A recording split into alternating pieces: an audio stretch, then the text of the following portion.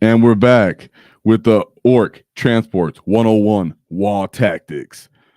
Today will be our first attempt at a new format. We're going to have pictures as well as the explanation with some slides in detail. We have Chris Tech Lord here today, our favorite rival nemesis, warlord, world eater / Necron / Grey Knight / everything nobody likes to play against. All right, so with that being said, guys, we're going to be going into how to use your Ork transports, the combinations, the top 3 combinations I like to use. We can mention some substitutes here and there. I know there's for the memes. Then we'll talk about another assault mob is how I like to call it, along with SWAT, which is battle wagons, rigs, pretty much bricks of boys with good leaders trying to get down the field and hold the midport of the table. And what does it really mean to be a SWAT team? So welcome to the rise of the Green Tide. Whoa! All right, you gets. So Ork Transports. Everybody loves them. We're going to be talking about trucks, kill tanks, Morkanauts, Gorkanauts. You can mention the Stompa if you want these ideas. Kill rigs, boom, everything you need to know and love.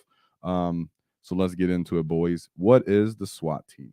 So Chris Tech? Yeah, so we have 3 main units combos we want to go over. We want to go over the Burna Boyz and the Nobz, the Flashgitz and the Burna Boyz, and the Meganobz and the Nobz.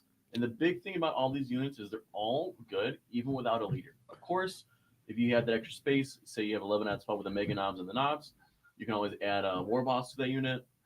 But what's great about these combos is that no matter how you look at your list, you cut little points, it's okay to kick a leader away. These combos are almost just as efficient as they need to be. SWAT teams are pretty good when you're thinking about your league, your local meta. Can I take Flashgitz and Burna Boyz because I need DACA? I'm dealing with swarms. Do I need some iteration of Meganobz and Nobz because I'm dealing with a lot of powered armored units? I'm appreciating my T5 and my T6. I'm looking to get stuck in and I need that extra durability in the 1 or 2 trucks I have. Maybe I'm playing a 1,000 point list. SWAT teams can be used for just enjoying and leaning into your local meta and league, or playing a smaller, more concise game and not having to think about having all the transports you need, yet still having multiple activations. Another good thing about the Burna Boy combo is, say if a vehicle explodes, when you take those mortal wounds after all the models are placed, so you can take your Burna Boyz and have them die instead of having like a knob or 2 die instead. And we're going to have some pictures to talk about some of these things we're going to go over. But also, what you think about your SWAT team, you understand that everything else on your list, when you're playing Orks, you can be thinking you're doing fixed, or you're just battling in the middle of the table because you like to get stuck in like a proper Ork boy. With that being said, someone needs to play the flanks. Someone needs to hold the sides, not let you get run over. That's where you start thinking about your SWAT team combinations. And that's where you start to really think point per value, activation per unit, and the type of the size of the battlefield I'm taking up with this profile is what actually matters and comes into play as well. So as you're thinking about your toolkit, as you're thinking about your matchups and what you're concising your SWAT team to, these are the top three SWAT teams that I like to go into. Burna Boyz are good against, obviously, your little grubbies, your little weaklings. Your Flashgitz are there if you want to pop lethals. They can get stuck in because they're strength 5 as well. And then you have Meganobz plus Nobz. Spiky Mike dead. Maybe that one. Is it yours? So let's look at some pictures as to what we would do with these SWAT teams. So here on the screen, we have the Meganobz plus the Nobz SWAT team. Oh my gosh, that wasn't there. So we killed you. Lucky talk loud.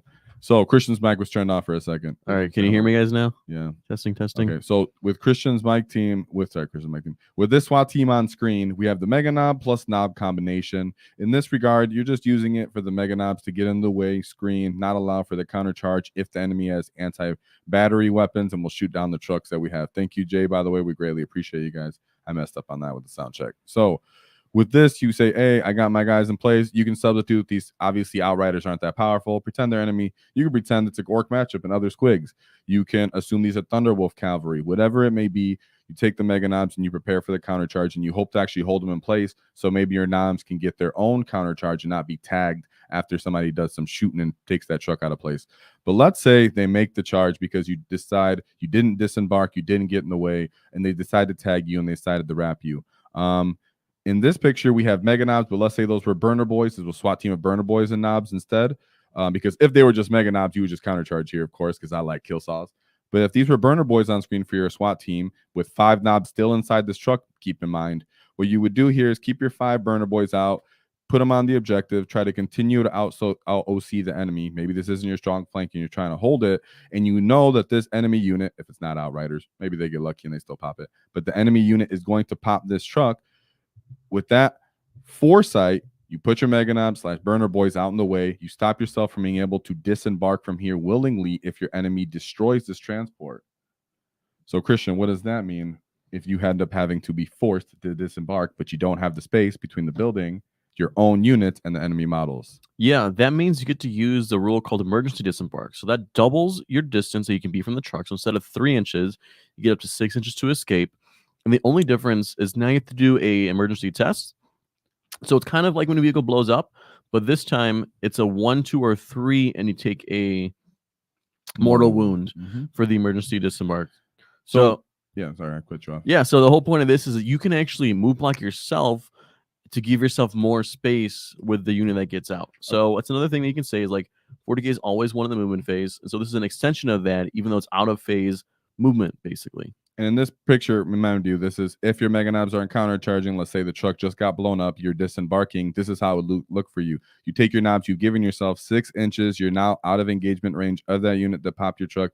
And if they try to pile in or consolidate, they're going to pile in to that Meganobz unit instead. In that regards, your knobs will now freely charge up the field, countercharge that unit, whatever it may be, and not actually be further in your back lines, because that's what you really don't want to see with one of these SWAT teams, right? So that's one little example of what you would do with the SWAT team when you're moving down the field. Of course, we understand what it means to skirmish. You take these 5-man units, you're just trying to get trades, and you're just trying to win out on those, and you adjust that SWAT team according to what your league or your matchups in your local meta are. With that being said, what does the battle wagon / dread mob look like? Assault mob. Yeah, so once again, our top 3 combos, we like the Beast Boss, the Beast Boys. You can maybe Paintballs instead, or Paintballs too, because you have the 22 space in the Battle Wagon, huge.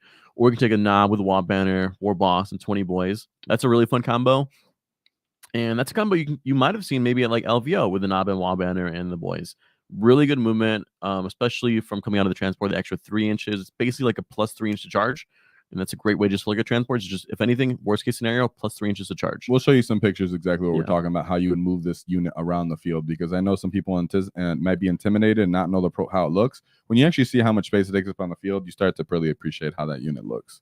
So keep in mind, though, with these, let's see the Beast Boss and the Pain Boss. Go ahead and use a Hunter rig. A lot of people are looking down on the Hunter rig thinking it's trash. Hey, man, in the league, your own local casual games, a Hunter rig is totally worth its value in points.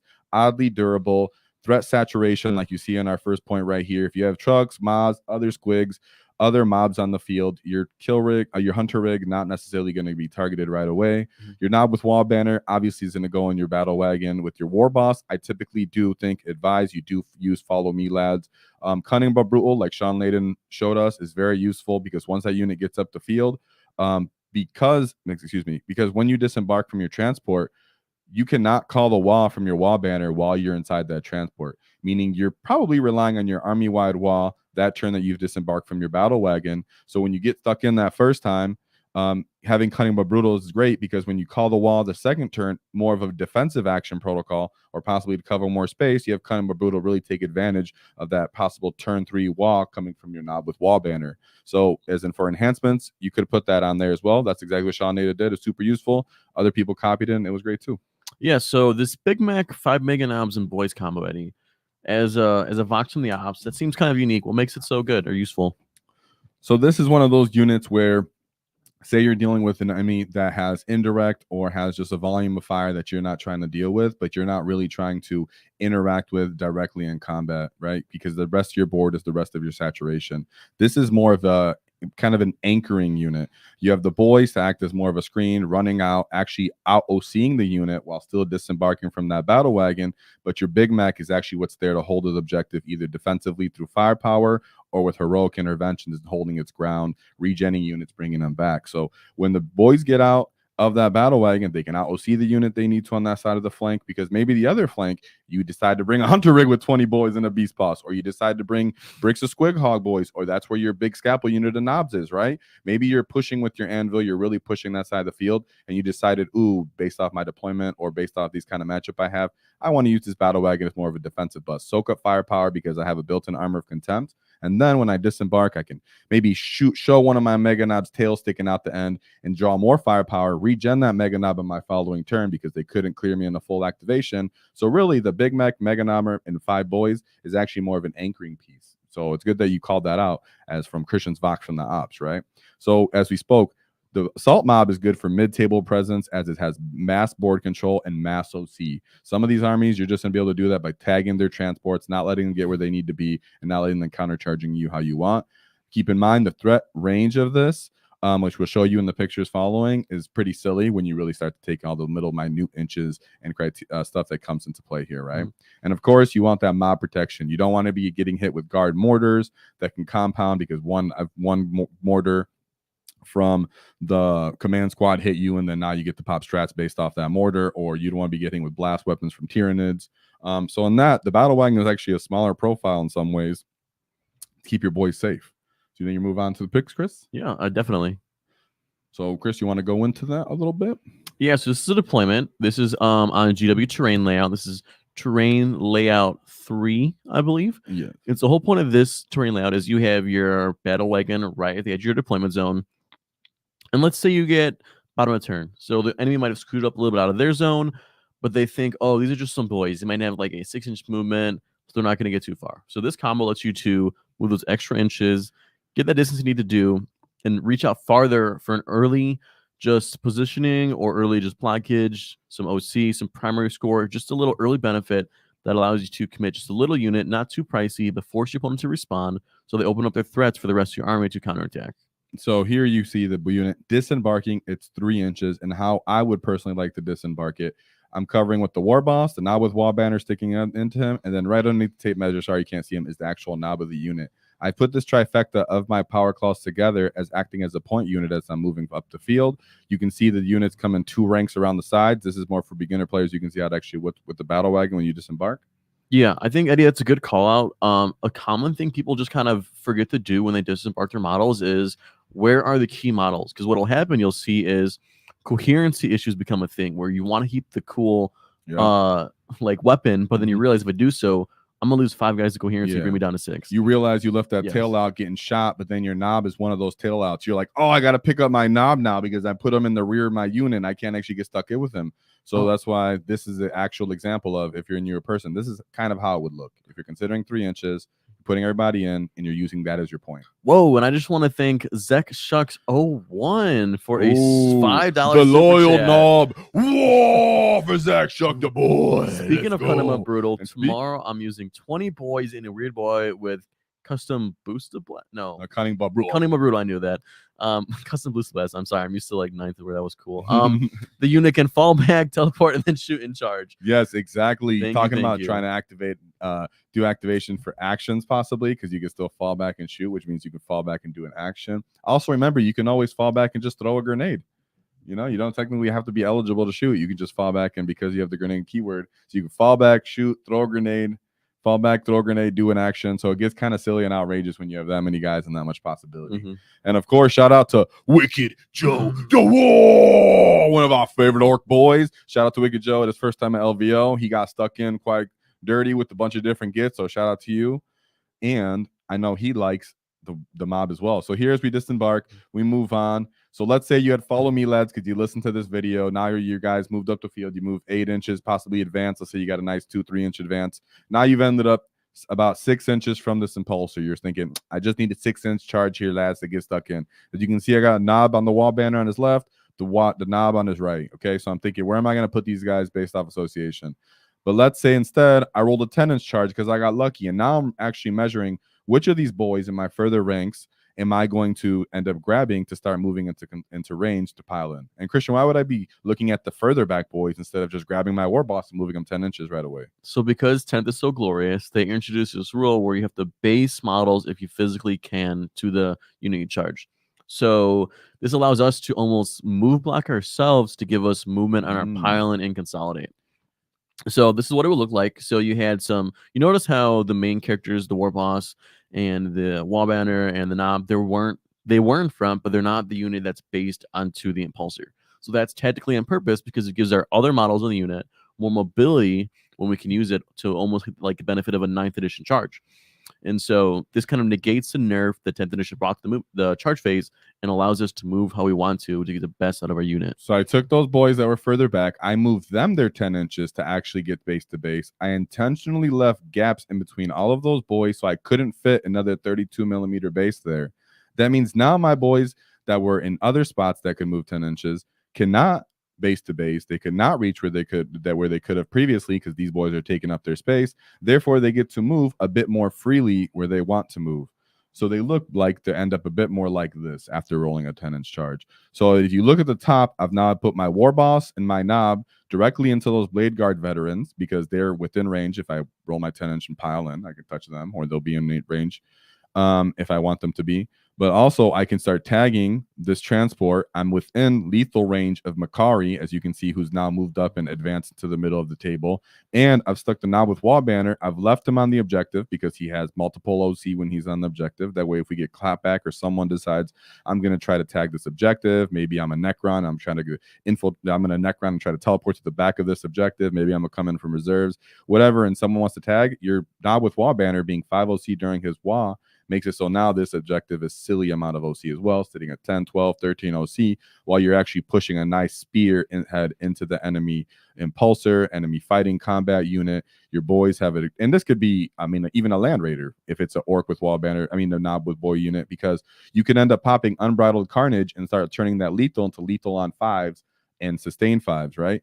And like we spoke about in the other slide, say this was a beast boss unit. Let's just pretend that was a hunter rig and it was a beast boss and a beast snag a boy unit. This combination and layout still directly works the same way, but instead of just looking for boy punches, you can actually re-roll that hit roll and fish for lethal and sustain for that beast boy unit, and that ends up beating the crap out of land raiders, Norn emissaries, Redemptor dreadnoughts. You're just going crazy and putting a bunch of different punches onto people. Not to mention the maybe not Redemptors, not to mention the meta bad boys right now. Catan hate buckets of dice. They're the perfect counter. That's the perfect counter. Beast boss with 20 boys. You re-roll the hit roll with Makari's range and Unbridled Carnage picks up 1 to possibly 2 Catans because you're just putting too many shots into them. And punches. You're re-rolling it like 100 punches, automatically wounding, and then you also have the dev wounds from the actual beast boss himself going into that.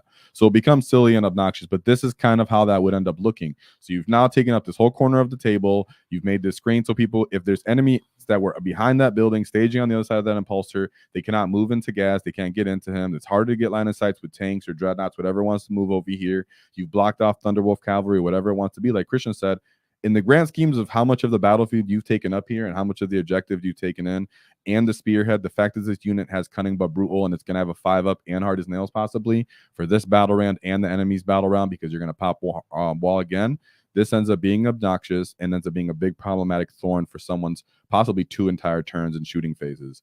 And you still have everything else in the unit that's going off here. But that's just one way you can use that mob if you're not talking about a beast snag a boy unit with a beast boss as well, right? It could be a pain boss doing the same thing where he's doing his 5-up feel no pains. He doesn't even care to kill things at that point. He's just standing there. Yeah, I agree. I mean, what's great about these kinds of units is the issue with 40k is getting the value for like your oomph. You don't want to like get this unit if you didn't have a transport, it might die to some indirect, loses that extra movement. So these kind of things, having transports, having these combos allows you to get more out of the initial points value of a regular unit. Yeah. So with that in mind, as we get all of these assaults, just as a summary for what we're talking about with our Ork transports, right? Always remember that each transport in the Ork army is a force multiplier in itself because most Ork transports either punch, crump, or actually have moderate strength because the wrecking ball of an Ork truck can get up to 10. So they're great tank shock targets. They're great for running over enemy assassins or annoying T4 wound models. They have decent OC to help you compound that OC effect. They help you block other enemy melee armies so that you don't have to get counter charges easily. And when we're talking about the SWAT teams, these go for walkers. These go for anything that has 12 capacity. Look at a SWAT team, especially because you're going to already be kind of a lead if you're running a kill tank, if you're running a Morkanaut, a Gorkanaut. But if you're thinking, I have my battle wagon, I have my kill rigs, if I have my hunter rigs, I want to use 20 big mob boys. But right now during the meta, it's not easy to use 20-man units.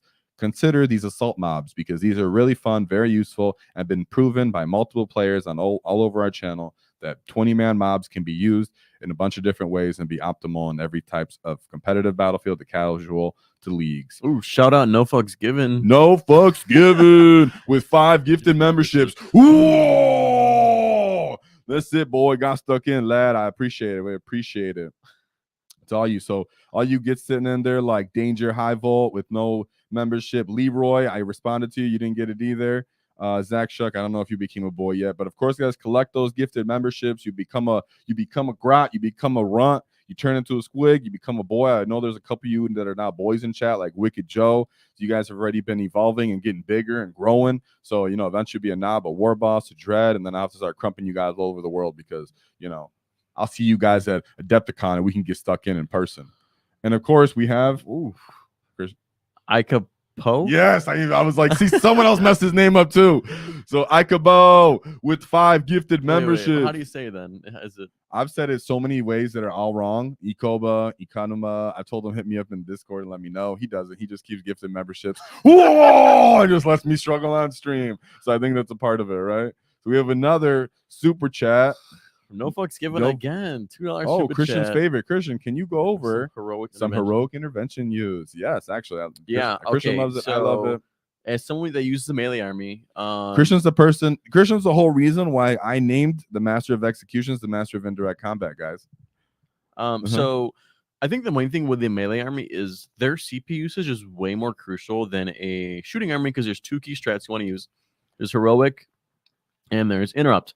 So and fighting death if you a orc. What's up? Well, that's not real. Everyone else is a 4-up. And everyone else getting crumped. That's good. That's gonna get nerfed. Just keep that in mind, lads. See how we got such an advantage? Why I hone in on that? Because every other melee army hates the fact that we're finding death on them. It's okay. Super important for CP management. Super important for CP management gets. Keep that in mind. All right. Yes. So explain exactly why the heroic intervention is. So good. heroic intervention is a strat that is kind of unique in the fact that it happens after enemy activation right away. So the way it reads is after your opponent finishes a charge move, not at the end of a phase. If your opponent finishes a charge move, you get to activate one of your units to declare a charge themselves. So what this means is then you get to roll a dice. You have to be within 6 inches, by the way. And this is key because it allows you to, say as an Orc player, see we go over the 20-man mob. If they're charged, but say you saw we had Orc if we had Gaz in the picture, if they charge and they end up 6 inches within Gaz, imagine some blade guards just planning to kill some little boys, and then the Gaz just shows up and says, "Yo, this isn't happening." Well, that's where you seen in the first picture we had here. Actually, I have a picture that had Maz was actually staged next to the beast boss for that. Oh, sorry, that's not the correct picture.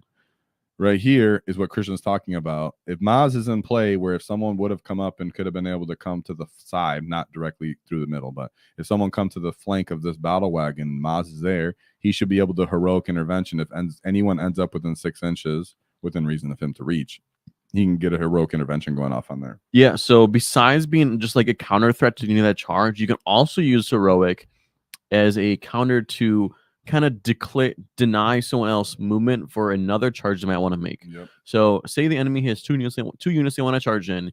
You have a unit that was charged, and then you have the heroic intervention unit. That unit, if it's big, like the 20-man mobs, it can kind of deny movement to the unit that wanted to charge in too. So say the second unit that they wanted to charge onto an objective, but you heroic and then you use all your bodies to block them off from the objective. That can change them primary. Maybe they had a secondary where they had a sealed objective from you. So once again, 40k is 1 in the movement phase, and the charge phase is just an extension of that phase. It gives you an extra movement phase basically, and anytime you can advance your position on the board in your opponent's turn, it's a huge win.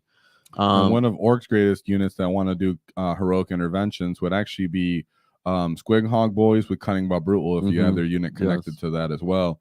There's been times where I've had that and used that as like an area denial, knowing that the enemy doesn't want to get close enough to get heroic, knowing that I'll be able to continue the momentum after killing that unit to now leap pad to another unit. And a great thing to keep in mind with heroic and use is you want to, at the end of your movement phase, by the end of your turn, if you have a unit that you want to be able to use a heroic stratagem, make sure they're 6 inches within the base of a model in a unit so the enemy cannot avoid it. So say you have multiple man units, and pretty much just like this picture right here, pretty much measure Maz 6 inches from the war boss in the lead of this. Pretend that little building ruin wasn't in the way and this was just in the open. You would measure where Maz is to the lead of that war boss and let them know, hey, Maz is in range. If you touch that war boss and get within combat range of him, I can heroic into you and now fight you alongside this war boss. That's exactly how that would work. Yeah, it's great for that. It's also great to sneak onto objectives. So say, Yep. yeah, just maybe So to steal extra OC to put on an yes, objective. heroics are awesome, but it takes a lot. Orcs, you have a lot of things you can use CP on, so use it sparingly, in my opinion. Yeah. It's not always going to be useful because fighting in death and counter fights and using unbridled carnage actually become more useful. And gifted shop for the one gifted WAAAGH membership. Whoa, Zach Shook, let's go. Ikoba saying, that's how it's written. Ikup. That doesn't help at all, but we appreciate that did not help at all, and thank you for not making that more clear. And then RCP Gaming PR, you need to collect a WAAAGH membership, boy. Whoa! And then we have Sam Wise Wheezy. Yeah, I got stuck with the Lord of Skulls in combat. Took 4 turns, but I killed it. But they did. Yes, you know what though? If that was a beast boss with Beast Snagger Boys, and then you were within range of Gazgul and Makari's lethal. You popped Unbridled Carnage, you get lethal sustain, re-roll that, you would end up putting like freaking 40 wounds on that more Lord of Skull and put at least 10 wounds, dev wounds on them, and you put them away. Boom. Right, Chris, would you like to see that in your Lord of Skulls? I think I just don't like to see orcs. They have so many activations that it's hard to just kill everything you need to kill. Yeah, it's fantastic, especially when they find death. I feel like the meta right now is a lot of big blobs, and the orcs are great, especially the SWAT teams in particular. Is you turn a one activation to up to 3 activations. It lets you score primary, lets you score secondary, lets you just move block. It does so much that enemies just don't want to devote so many resources into a cheap unit.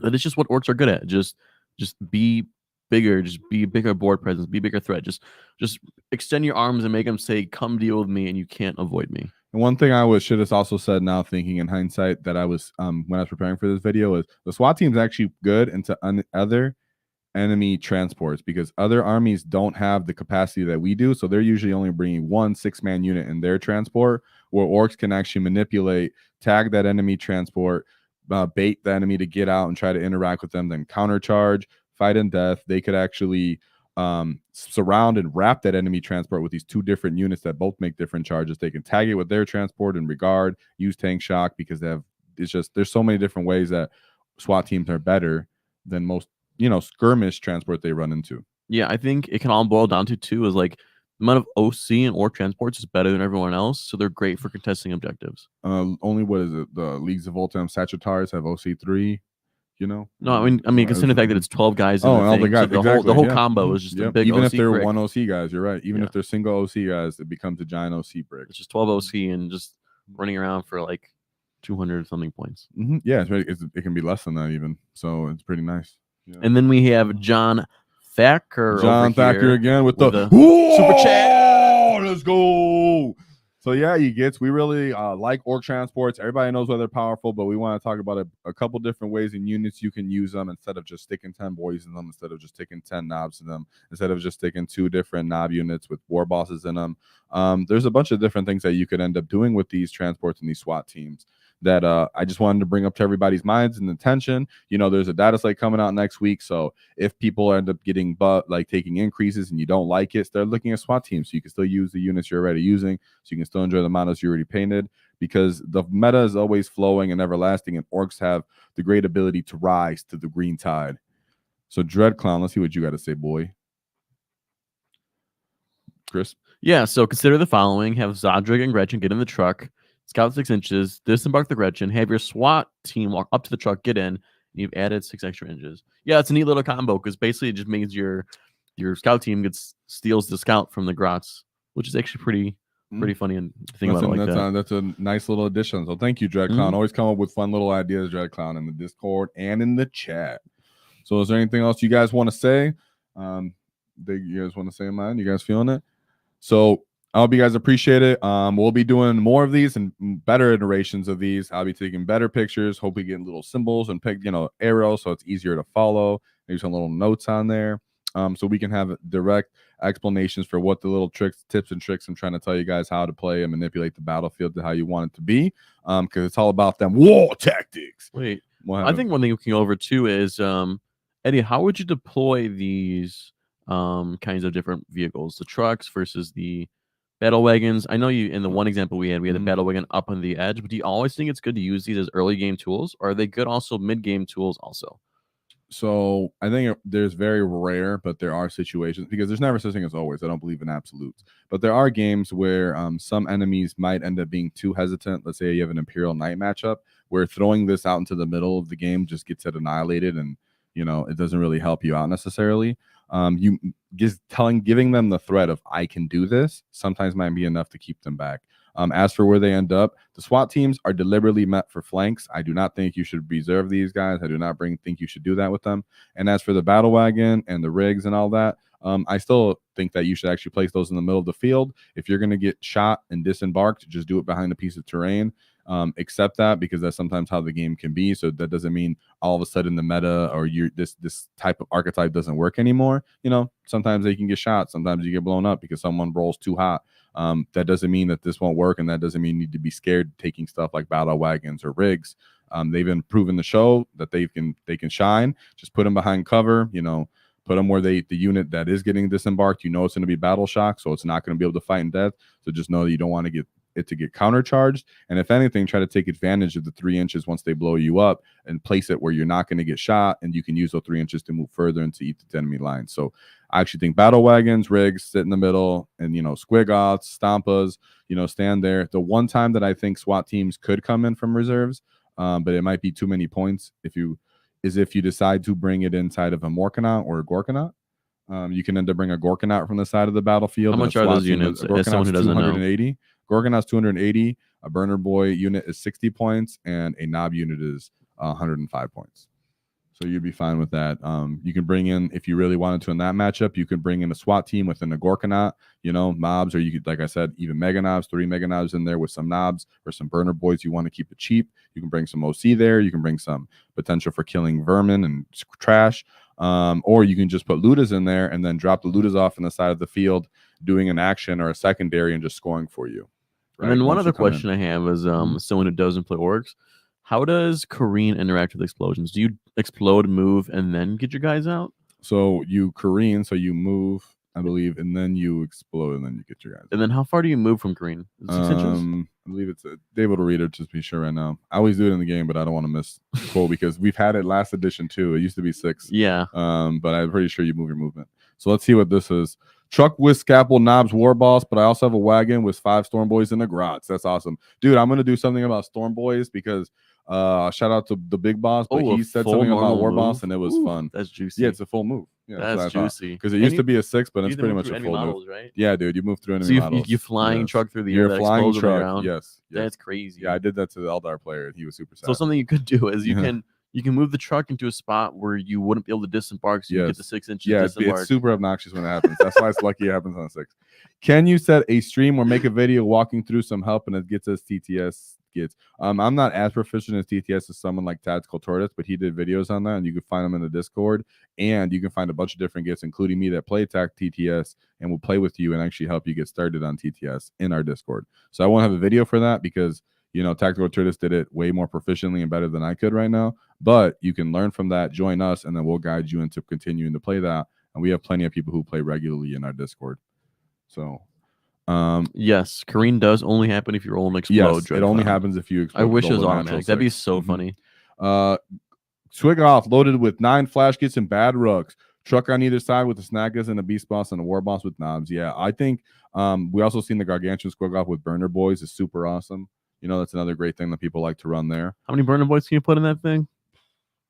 20? Jeez. So, yeah. And Burna Boyz can go up to 15-man units, even though 3 of them are in the spanners.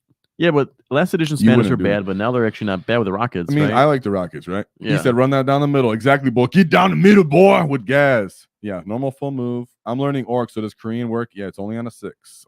Can you spike your own truck vehicle hazard using Kareen? Oh, it depends. Does it say any? Does it say when it's destroyed, or is there a phase limit? Does it say your enemy shooting phase? Or just say any phase? Any phase. Yeah, so you can blow yourself up with a hazardous weapon. Pretty much just when you blow up and you roll a 6. Yeah, so if you take the hazardous, what is it? The custom boosted blast? What's the one that in the spanner can have a hazardous blast? Custom mega blaster. Custom. And I'm not even gonna try. But yes, you can. Yes. I'm not gonna try. So yeah, Gitz, that's what we gotta say. So that's what we gotta say about Ork Transports and trucks. These videos are just gonna get better, more detailed. We got our little thing set up so we can start taking better pictures. And just give us some feedback. If it was lighting, if you need better presentation, give us the tips or advice on how you think we can make these presentation better, on what you want to see. Hit us up in the comments, leave a love or like or subscribe. Let us know in the Discord. Remember, you can always @ me. I will always reply to you in the Discord and got something to say. Even though you guys would be yapping at each other, I pretty much read every comment. Yeah. I just don't like to, always. Yeah, you butt in. guys be yapping, and then Eddie texts me. He's like, "Yeah, these guys are yapping. What do you think about this?" What do you think these yap? Do you see these And I'm yapping? You see this? And I don't want to start yapping immediately with you guys. So I yap back and forth, and then I'm like, you know what? We're gonna let's get stuck in, and all of a sudden we start. So it's good, guys. We appreciate it. It's actually fun. So even when we're not responding, we're watching. You're watching. We're so watching. I get dragged. Always even if I talk don't to us, want guys. So we appreciate you guys being here. We love Transports. Remember, SWAT Team does apply to your Stampas and your Gorkanauts and your Morkanauts. So don't be scared to do that. We know that this assault mob applies for your Gargantuan Squiggle to a certain extent. I know it can only hold 20 exactly. But, Beast Boss plus 10 boys. You know what I'm talking about. So either way, I hope this video helped you guys get stuck in. I hope this video let you guys use your Transports optimally if you're playing 1,000 points, 1,500 points, or playing in your local leagues. So don't forget that there's always one thing to keep in mind is don't cross our wall because we knock your teeth out.